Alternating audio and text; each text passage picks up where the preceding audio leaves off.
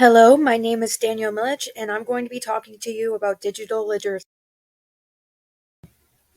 I'm going to be telling you about digital literacy, the four big principles of it, why it's so important for you to learn about digital literacy, how to improve your skills, my opinion statement, and how I think it will affect teaching.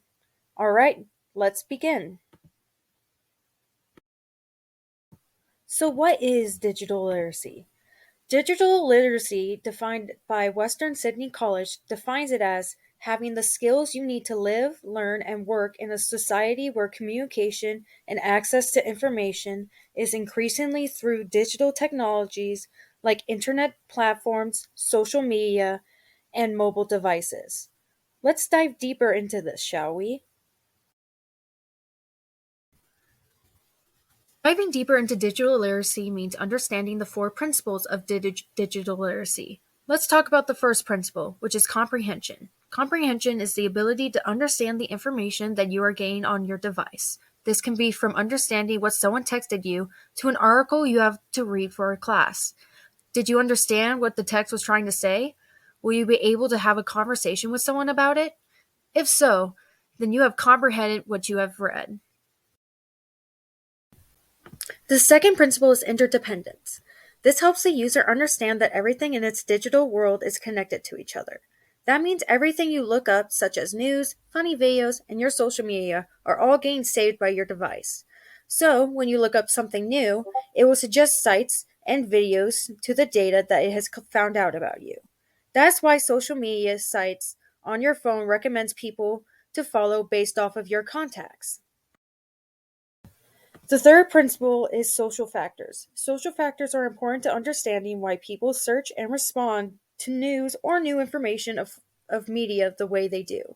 Social factors can be a person's age, gender, race, sexual orientation, political stance, and any other factor that contributes to who they are. You cannot expect an older person to know who Justin Bieber is, so they will react differently than, let's say, someone who grew up with his songs like me. The fourth and final principle is curation. Curation means to have the ability to use the internet to find the information they are after, then organize it correctly in the way they want to use it, and finally, save the information for them to look up later. By curating all of your information from the digital world, you will be able to have your device take in your social factors, making you a more interdependent user. Now that we have looked at digital literacy closely, let's ask ourselves, why is it so important? First of all, the world is looking towards more digital forms of learning information about our world. This causes people in jobs such as teaching to go to a more digital approach of learning, creating lessons and projects online for their students to use. Students will even communicate with you through the digital world. So it's important for us to understand how to use digital literacy in the correct way. Let's talk about how to improve your skills on digital literacy. The first thing you can do is to explore the internet. Figure out websites you prefer and that are safe for you to use. One of the ways that you can do this is by focusing on the ones that will benefit you the most.